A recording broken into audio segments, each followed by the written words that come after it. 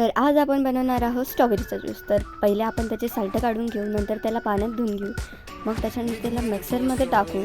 सगळे एकाच ह्याच्यात टाकणार, जर जास्त असतील तर कमी कमी करून टाकायचं. त्याच्यानंतर सगळे टाकल्यानंतर मग आपण अर्धा ग्लास त्याच्यात पाणी टाकू, मग त्याला मिक्सरने ग्राइंड करू. त्याच्यानंतर थोडंसं आपण त्याच्यात नमक टाकू, एक चमचा, छोटा चमचा एक त्याच्यात टाकू. त्याच्यानंतर मग आपण परत त्याला ग्राइंड करू. मग दूध घेऊ आपण, एक जेवढं मी घेतलं आहे तेवढं आपण दूध घेऊ.